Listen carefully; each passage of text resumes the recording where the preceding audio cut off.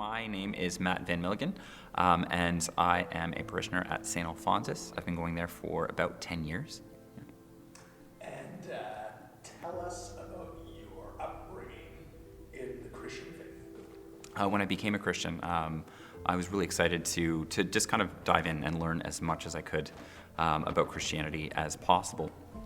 I really just dove into Scripture, tried to understand as much as I could, took some classes in biblical interpretation and biblical languages. But as I kind of got deeper into it, I started identifying some problems.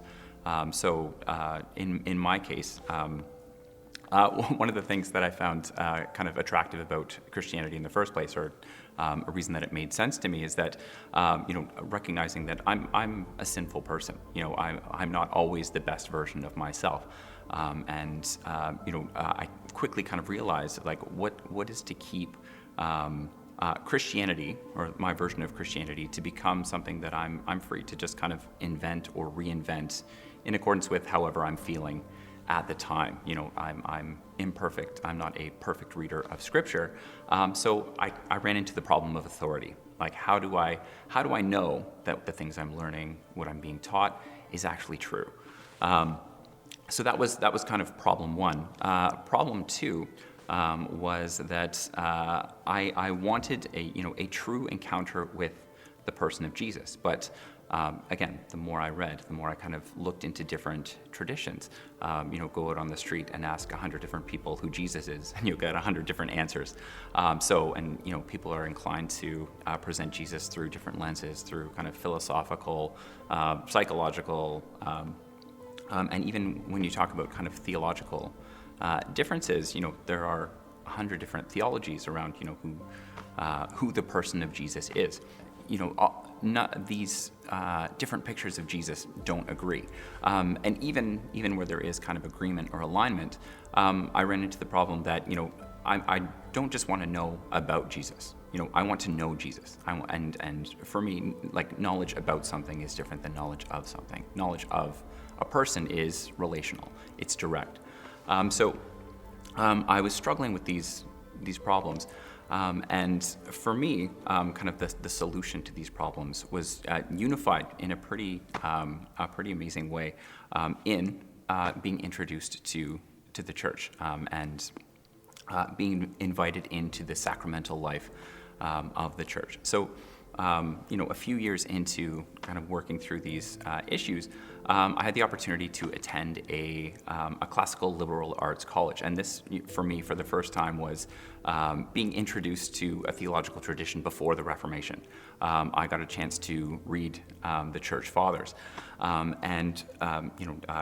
Cardinal Newman says, to be deep in history is to cease to become Protestant. And that certainly was my experience. That opened up a whole new kind of world for me. A lot of times when we talk about, the difference between Protestantism and Catholicism, it's usually in this kind of contentious or combative way. But for me, I was actually really appreciative of the tools, the kind of interpretive tradition, the love of Jesus and the love of Scripture that Protestantism kind of gave me, that I was able to, read the Church Fathers back into Scripture and see in different places in the Gospels the book of Acts, where Jesus actually does give real authority to the apostles. That opened up for me kind of the authoritative tradition of the church. The other part of that is looking for that encounter with the true person of Jesus.